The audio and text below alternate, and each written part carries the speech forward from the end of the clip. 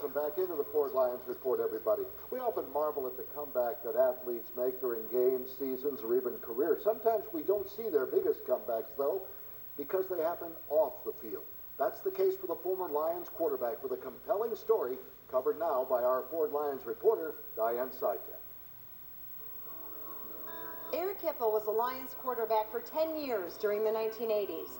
He was a fan favorite because of his gritty play and confidence on the field.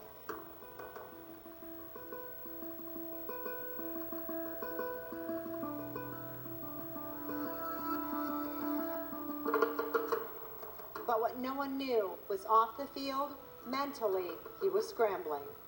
Believe it or not, I remember actually closing the door to one of the coaches' doors and breaking down and crying in front of him, and having him sit there and talk me down and everything else. And that was in college.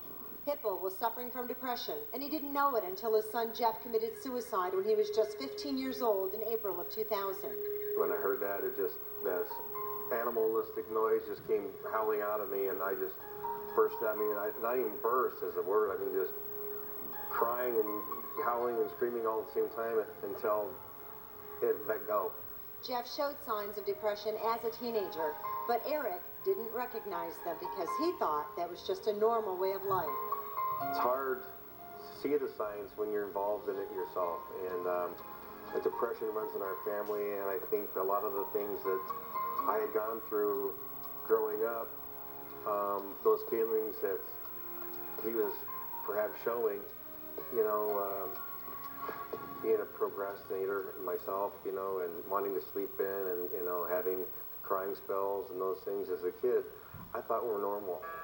The pain of losing his son sent Eric down a dangerous road.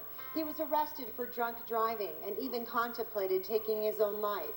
But somehow he found the strength to go back to school at the University of Michigan and began educating himself about depression. Now he is taking his life experience into high schools to help students understand mental illness and ways to treat it. Eric Hipple has a wonderful story to tell you, an important story to tell you, and quite moving. There's a bunch of notes that she had, you know, that Jeff had been writing to her daughter.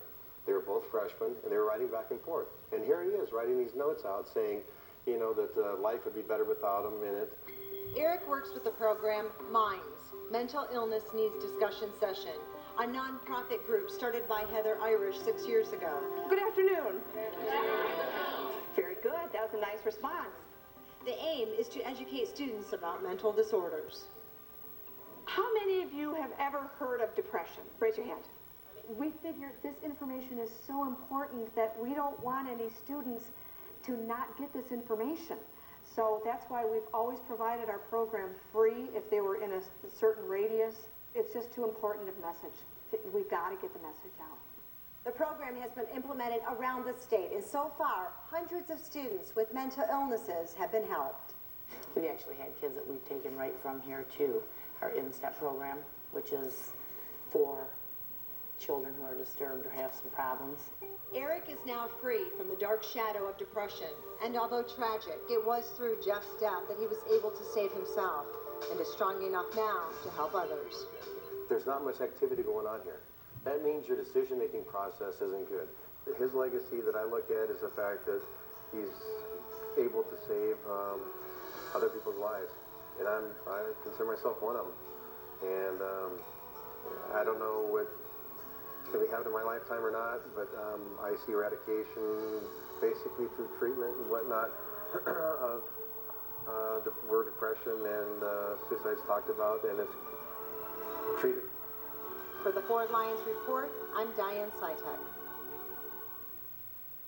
Thanks very much, Diann. And by the way, you can learn more about this MINDS program at their website, www.mindsprogram.org.